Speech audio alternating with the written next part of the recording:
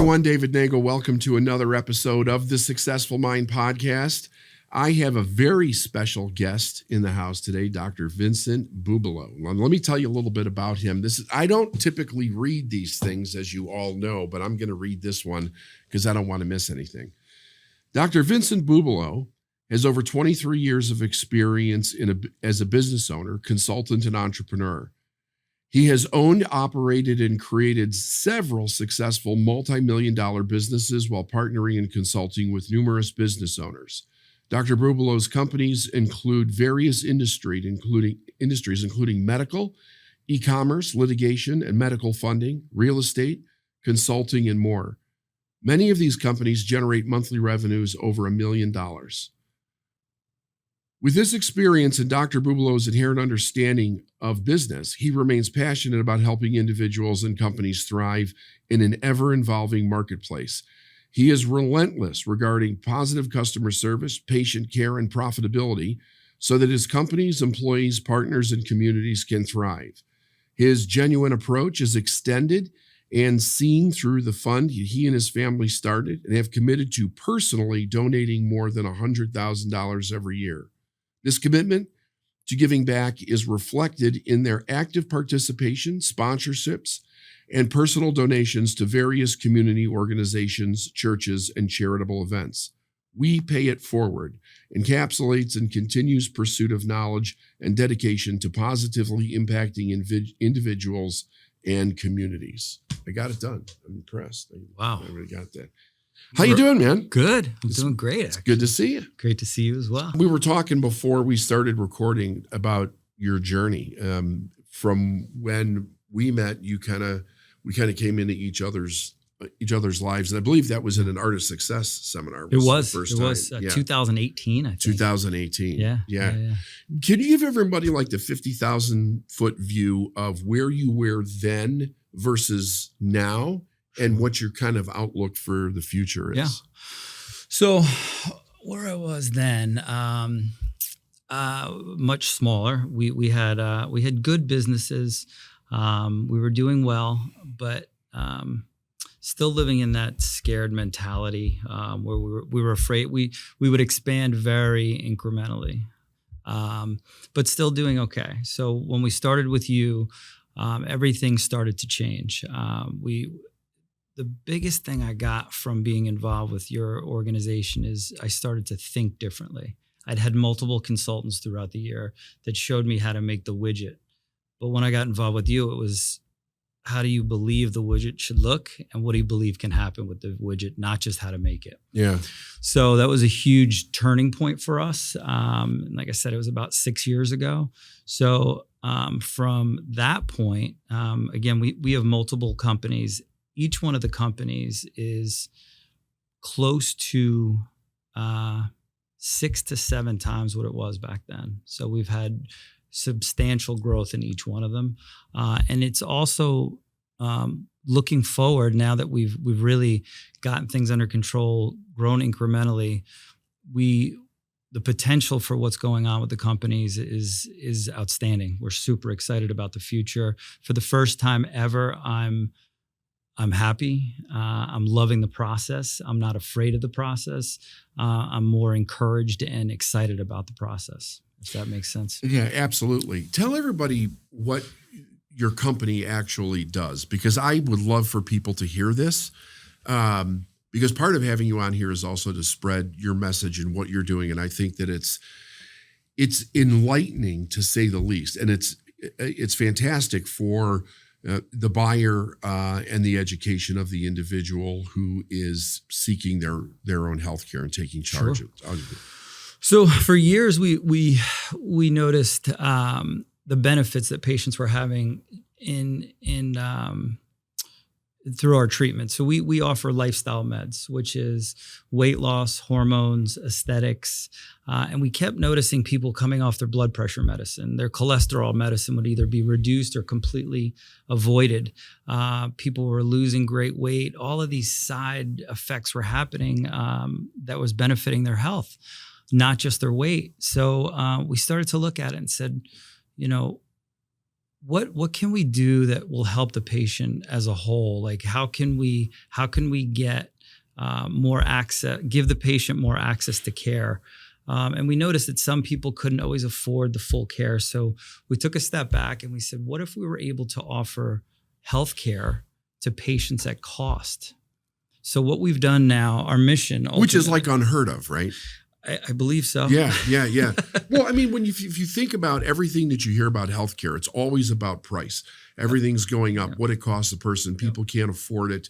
The amount that it costs them to actually have insurance, what it provides, what it doesn't provide. And they literally make life and death decisions based on that money, which is bizarre when you think that that's where we are in life. The number one reason for bankruptcy in the United States is medical bills.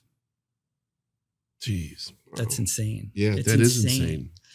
So we looked at that and we said, okay, can we create a membership program and deliver basic healthcare services to patients that are actually going to get them better? We're actually taking a proactive approach. The system right now is reactive. When you get sick, you call your doctor. What we're doing is taking a look at patients and say, how do we prevent you from being sick or get you better from where you are, but then prevent you from getting sick again?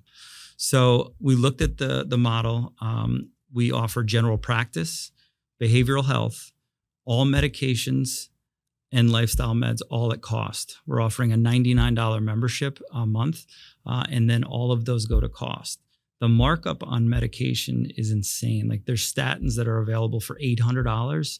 We looked at it, we pay $80. So now we're passing that savings off to a patient.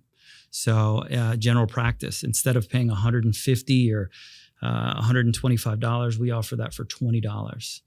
We offer virtual care. We're trying to allow the patient to have access to real healthcare, not what they can afford, but actually what they need.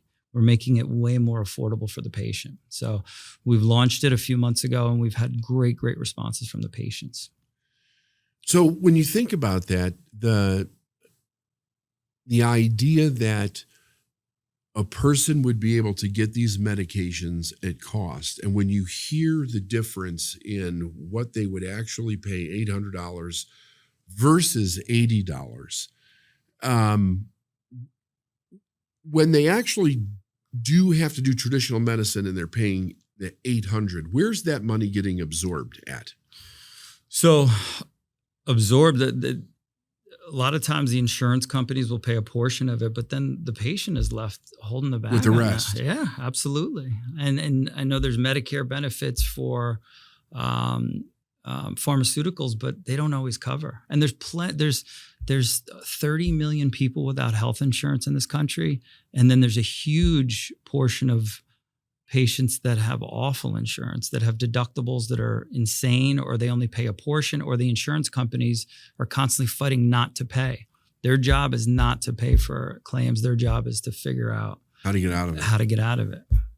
So, we were tired of seeing patients only electing the care they could afford, not really the care that they fully needed. Yeah. And that's also reactive care, right? Like they're coming in just trying to treat a problem instead of trying to get a solution for their own health. Absolutely. And we've created care coordinators. So every time a patient comes in, they're assigned to one individual throughout their entire relationship with us as a go-to. Hey, how are my visits coming? When's my next visit? There's no delay in communication or miscommunications between providers.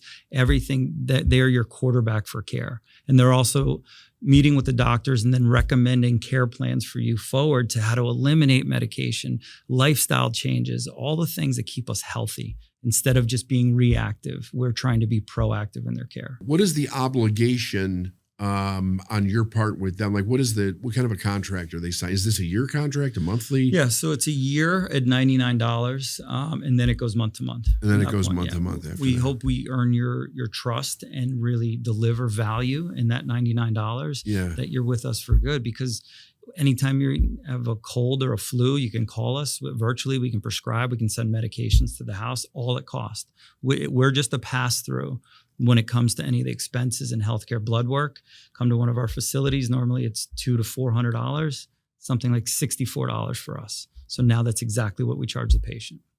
So we're exposing the cost of healthcare ultimately. The patients, when they see the difference in what they would pay in a traditional plan versus coming and working with you, what's their reaction to that? Elation. They're super happy that we're able to offer this. Some of our existing patients will say, why didn't you offer this to me earlier? Yeah, so yeah. we didn't have it. Right. We just developed it. So we haven't seen the pushback like, holy cow, why are other people charging me this? They've been more happy. Like, we are so thankful that we have, and you wouldn't believe I couldn't get into my doctor for 3 weeks. We're same day. It's crazy to try to get in to see the doctor. 3 weeks is a good, that's good. I hear people months. My brother was telling me he had to go in because he tore his slight tear in his meniscus, 6 months to get in to see the doctor. That's insane. Yeah. And it's not even the doctor's fault. They're working with the best they can with the payment system. The payment system is so broken. It's one of the country's worst situations we have right now as far as healthcare goes. And we're trying to one, make the nation healthier. We want to have a national brand. We're setting up locations all over Atlanta right now. That's where I live, and that's where we're starting the process. But we want them in every single state so people have access to this. So we want to give people more access. We want to save them money, but we also want to get people healthier. Yeah. At the end of the day, we don't want to just be a normal GP. Call us when you need us. We'll give you better care. No, we want you to eliminate the need for doctors as much as possible. And medications. Absolutely. Yeah. Yeah, that's fantastic. Yeah. So if somebody wanted to find out more about you and what you do, where do we send them? So Bubolo.care, that is the main website now. It's Bubolo.care. We've put everything up on e-commerce. So now you actually see what a non-member would pay and what a member would pay. So all of our services are online now. So you can actually see what things cost. Okay. And right now you're primarily in Atlanta? Yep. Atlanta. But your plan is to go out from there, right? Yeah. Yeah, we want to create 10 locations in Atlanta, just smaller hubs that people can stop in, get their blood drawn, still do their weight loss program, still do their hormones for weigh-ins, injections, that kind of stuff. We've found and seen that there's a huge push for virtual, which we think is great. But what's lost is the customer service. You lose that human touch. So we still want to be able to love on people, give people the results they need or want, and just kill them with customer service, love on them. They're coming in vulnerable because they're suffering from something. Right. So it doesn't always translate through the internet. So we wanted to create boutique clinics so people could still be loved on and still see people face to face. Right. We believe in automation and that kind of stuff, but not too much. We believe that the human touch has been taken away from things too much. Yeah. So we think it's a great opportunity to reposition the love back on patients instead of just the automation. And you were talking about the e-commerce side of it. There seems to be a lot of these popping up. Mm-hmm. And they're selling various different health kits and things that you can get. A lot of stuff that was kind of demonized during COVID, with the ivermectin and, that type of stuff. And the interesting thing about it is that when I see those things, on one hand, I think to myself, this is great that people can make these choices and they don't have somebody standing as a gatekeeper as much. There's still a gatekeeper there, obviously. Sure. But they have more freedom in being to do it. But they also don't have the relationship. And the advice they did. And they don't always know yet. Sometimes you just answer a few questions and then you're sent the medication. Right. And sometimes that's fine for some people. If that's good enough for you, just continue to do it that way. But sometimes people want the support, especially if they're dealing with something that they can't figure out. A lot of the onlines, like the Hims and the Romans, are very specific conditions. We want to be able to offer it to every aspect. And we also want to be able to educate the patient. We want to be able to help them through this process. Not everybody just wants a handful of pills. Yeah, so they can make better decisions. Absolutely. Well, they want solutions at the end of the day. There's cancer, diabetes, heart disease.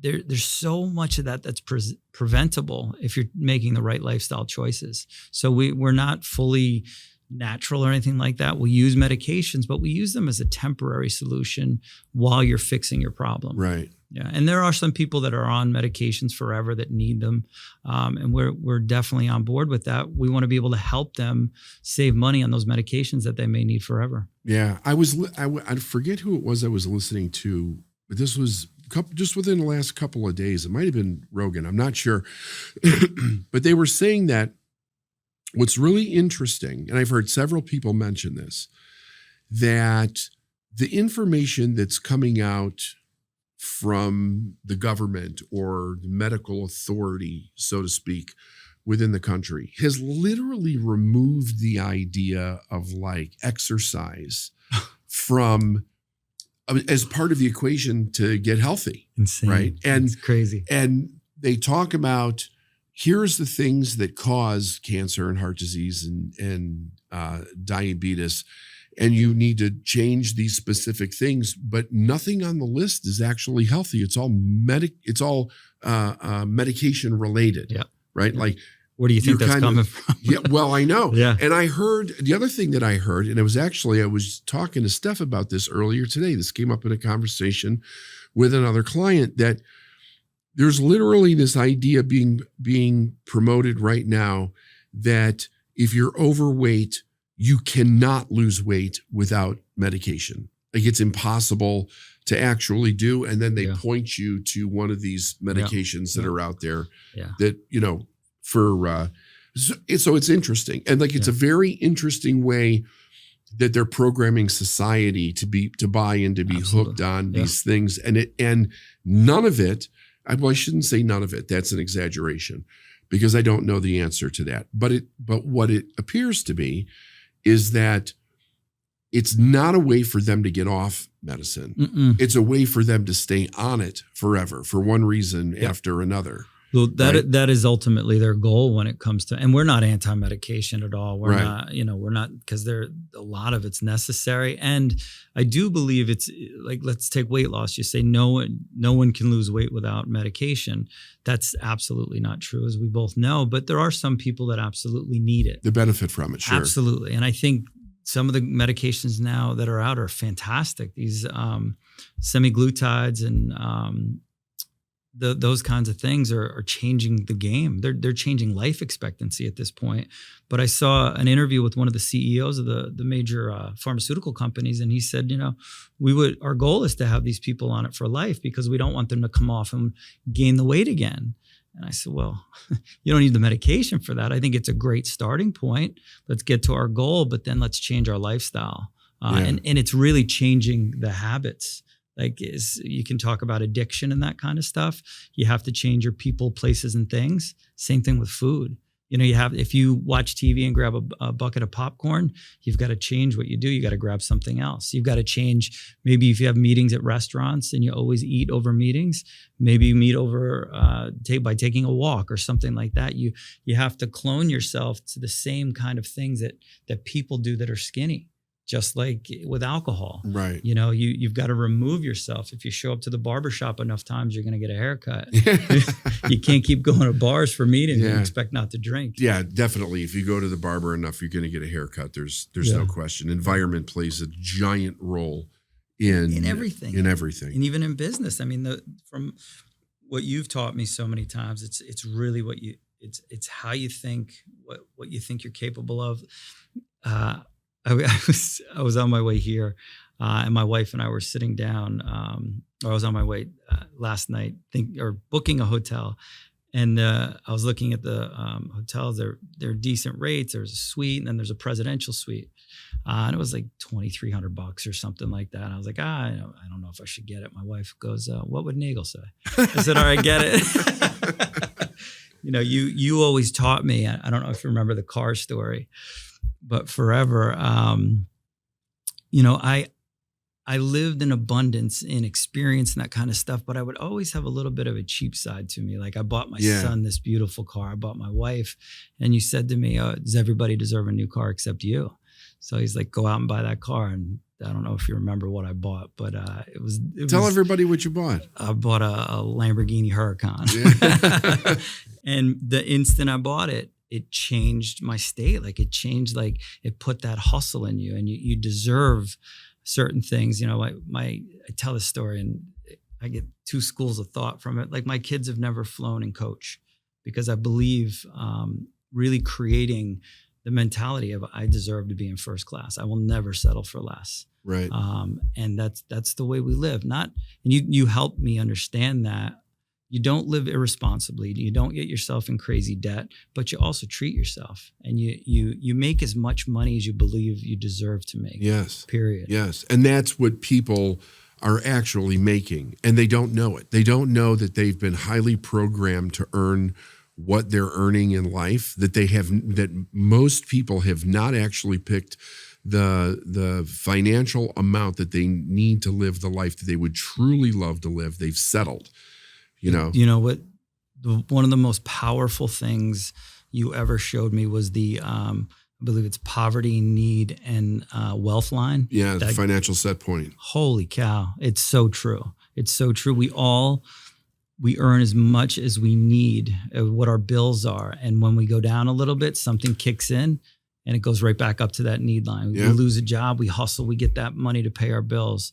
But conversely, once we start to do really well, we self-sabotage and go right back down to that need line until you figure out how to get that need line up to where you deserve more. Yeah. And you have to raise that line and therefore you demand more. Yeah. It's really bizarre when you actually see it. Like you can explain it to somebody, but when they actually see it either in their behavior or they're witnessing it in somebody else's behavior, people will be doing really well. And all of a sudden something will show up in their life. Their mind will agree with whatever the story is around it, and the behavior begins to change and they come right down. And I'm not a weight loss expert or anything like that, but I would imagine that's exactly the way that it works. Absolutely. There also, because a person weighs what they think they deserve to weigh. That like there is a model in our mind for everything in our life that says this is what normal is for me. And if that's never challenged, then you only have the awareness of that normality, meaning our awareness changes based on the ideas that we think about, right? So we get an idea, we think about an idea, we start to conceive of what that idea could mean in our life. And if we keep playing with it, we will come to a higher level of awareness. Yep. But most people shut down ideas before they even get to them. Absolutely. You know, they will not even tolerate or let them in. Yep. You talk about change to some people are like, I don't do that. Yeah, it Right? doesn't work. It doesn't work. I wasn't raised that way. That's hokey baloney or what. Like they have a set pat answer for why this is not something I'm going to accept in my life. And with those individuals, there's virtually nothing that you can do with them. And a big component, which you talk about a lot, is being a victim. Yeah. You know, this is the way it is because this is what the world has done to me. So I can't change this. I've already tried it too many times. When you start to take responsibility, and you then also encourage learning and change, like, okay, this is on me, so I can change what I'm doing and get whatever I want. That's a huge tipping point for people. But if it's always about the external environment doing it to you, you'll never change that.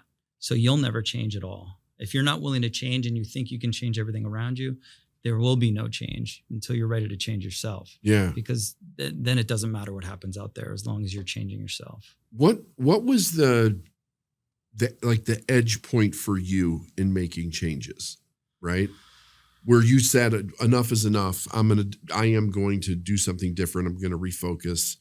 It's never enough for me. I have an insatiable appetite for everything, good and bad. Yeah. But I was always thirsting for more. And it was like an urgency to succeed so you don't fail, if that makes sense. Yes. The change that I've made over the last few years, ever since we started with you, is now I want more as excitement. It's not that I need it, it's that I want it. And it's not coming from a scarcity mentality. It's coming from what can we create and who can we help in the process? What difference can we make? So that came from a security and a calmness that, you know, I think the definition you gave me of the true definition of wealth is being able to create money, anything at any time you want it, and not being scared of losing anything. Like part of what the project that we're launching now, we're taking huge risk. We're opening locations everywhere we can. But you know what? If it doesn't work, it doesn't work. We'll make it back. We'll figure it out. Yeah. It's not going to kill us. Right. And before I started with you, it was always like, well, what if we fail? And I would do this push-pull thing. I'd start and then pull back as soon as I get scared. We have a bad month in collections. It's not going to just pull back. Yeah. I remember you would get really freaked out. Yeah. Like when something would go wrong, we'd be on the phone. You're like, this didn't come in. What are you telling me? It's already here. You like, remember? Yeah, absolutely. And now it's just keep going. The consistency of the pushing has made all the difference in the world. The fear is, it's still there. But it's not controlling me anymore. That's the point. Yeah. So that has been a huge difference. And it just, when I started with you, it just started to open my mind up. I started thinking different. The books, the classes, everything I've done with you has just changed my entire life drastically. Yeah. Well, you said something like with the car story. I kind of want to reiterate that for everybody. It's interesting because we're raised with this value of do everything for everybody else, but not for yourself, or put them first and then you take care of yourself. But when you put everybody first your whole life, you never get around to you, right? Sure. Well, if you do get around to you, you're freaking exhausted. Yeah. And, you're not gonna do it. And it's not just that idea, but it's the consequence of that idea that I think keeps people locked in there. Like, you're a selfish bastard if you put yourself first. If you do something for you before you do it for your wife and your kids or whatever, and there's an honor in the sacrificial lamb of it, right? Sure. Like, I would do anything for anybody before I would do it for me. I'm going to take care of everybody first. But you're always left with the short end of the stick, and what the result is that people start getting less and less of you over time. You're not getting the best of yourself because you're not growing. You don't even know what the best of yourself actually is. And if you look around the world, that belief keeps billions of people completely stuck at the very same level. You've heard me say this before. Everybody on the planet has the same amount of money. And people have a very difficult time when I say that. And I try to explain, I say, look at it like this. Every dollar you or anybody else on the planet is ever going to earn is already in the hands of somebody else. So the wealth is there for everybody in its potential. Awareness is what brings that dollar from somebody else's hand to your hand. And that's based on teaching, conditioning, awareness, belief, your self-esteem, self-worth. Yeah. So if you teach anybody that anywhere in the world, they can understand that all the money going from one person to another is a value for value trade. And you can then make yourself something of value in order to be able to make that exchange with somebody, and it moves into your hand. But we live with this idea that there's not enough, like there's a shortage of everything. Yep. So when people are raised in extreme poverty, it never occurs to them that the same money that they see other people make, that they may have even demonized in a way, because we get that message also, the rich assholes and that type of thing, that they're trying to keep us down and all of that, that the same money is there for them. The only difference is that they're not aware of it, and the people that are earning money are. Yeah. You know what people also they don't even ask for it. No. And they don't, like, you should demand your worth, or at least ask for it. Like I have employees that, they won't even ask for a raise that they think they deserve. I recently was asked by a private equity group to sit as CEO for a company, and they offered me a certain amount of money, and I didn't really want to do it. And I asked for double, and they said, yeah, okay. I was like, consulting. I remember when I started with you, I was doing consulting for doctors all over the country, and I charged a certain amount. And I'll tell you, it was $24,000 a year. And I started with you, and you charge six figures, right? Yeah. So I said, well, shit, if David can ask for it, I'm going to ask for it. And I didn't really want to continue to consult. So I said, I'll just put $100,000 ticket on it. Nobody will sign up. Yeah. First three guys wrote checks. I was like, all you have to do is ask for it. You have to ask for it. That's it. Yeah. People don't realize that. And it's interesting because you can give them examples. You could say, look at homeless people. They ask in one way or another all day long. And people just give.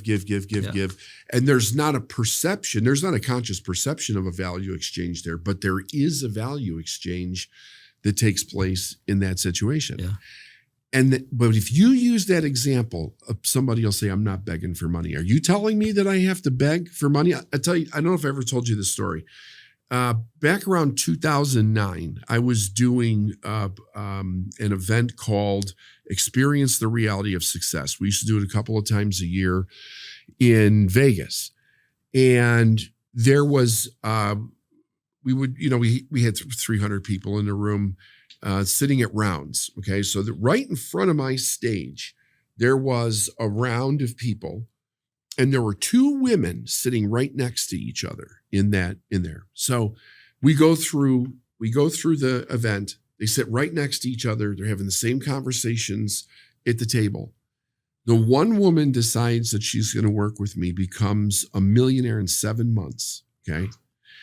The other woman goes back to Australia and literally writes a negative article about the whole event, saying that I had them go on the street and beg for money, which was absolutely not true. We used to do it. We used to do this. We still do on occasion. I'll take private clients out to do this exercise. But the exercise is based on the idea, do you have the ability to give money away without any strings attached emotionally? Can you receive without any strings attached emotionally? That's what the exercise is. It's not about begging for money. But the perception, right, between two people sitting right next to each other in the same environment, in the same event, hearing the same exact message, one person walks away, they're a millionaire in 7 months, and now they have a multi-million-dollar business. And the other person, as far as I know, last I heard, is still stuck in the idea of why they cannot do it, and it's just an evil, corrupt thing. So everybody doing it to them. Everybody's doing it to them. They have no accountability. It has nothing to do with what they are doing. It's everybody else. And that's where you get stuck. It's like you say, it's perception.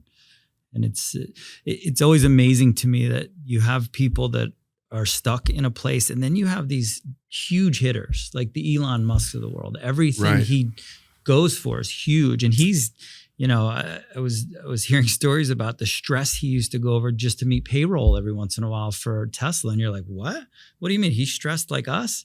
Absolutely. But he just keeps going. He's willing to take those chances. And that's another thing that I've gained is I'm willing to risk more. I'm willing to be comfortable being uncomfortable, like getting out of my comfort zone. I'm taking these chances and not sabotaging them right before I actually pull the trigger. Like I'm following through. Yeah. And because like I said, even if it doesn't work out, it's going to be okay. Exactly. It's always going to be okay. Exactly. And the universe will give you whatever you ask. Like you talk about Musk or any of those guys that are playing a really huge game. That's the key right there. Sorry to interrupt. What's that? You've got to increase the game you play. You've got to play a bigger game, period. Yep. Yeah. The hardest question that anybody will ever answer is, what do I really want? Like I'm always telling people, they're like, well, how can you help me? Here, I have this problem. I have this problem. The first thing I ask them is, what do you want?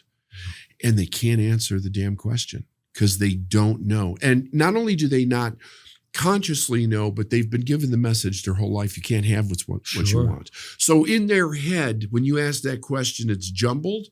And they're looking for something to say it's okay to actually want. And because nothing is fulfilling their heart's desire, they don't know what it is to pick. But it is the question. If you answer that question, you can have whatever you want. Absolutely. And we went through exercise of visualization. That's so important to see what you've got to start with the end in mind, or else you're just running around in circles at the end of the day.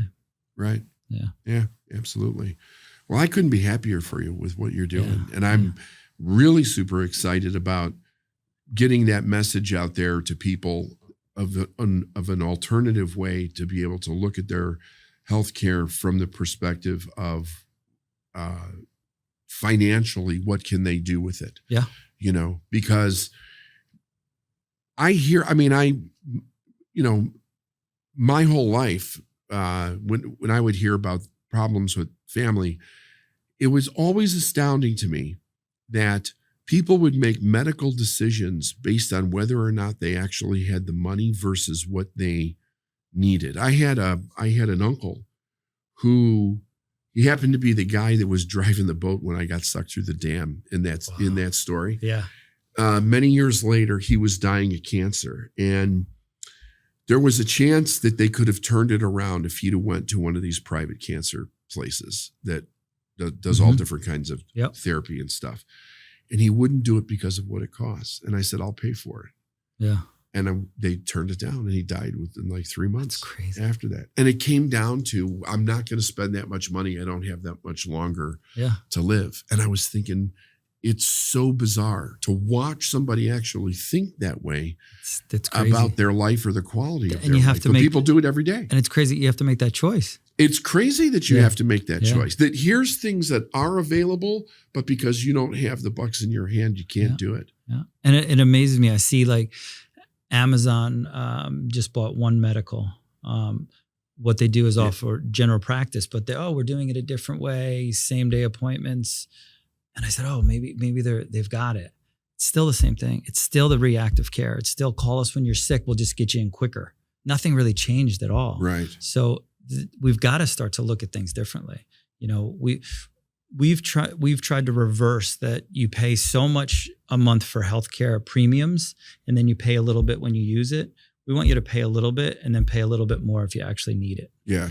So that we want to do the opposite. That seems much more fair and economical for the average person. Yeah. I mean, isn't that how we do basically everything else in our life? Exactly. Right. Exactly. You know? So. Well, man, thank you very much for coming in and doing this. I couldn't be happier for you and what's happening, and I wish you all the best. I appreciate it. Great to be here, and it's great to see you. Awesome, man. Thanks. All right, thank you.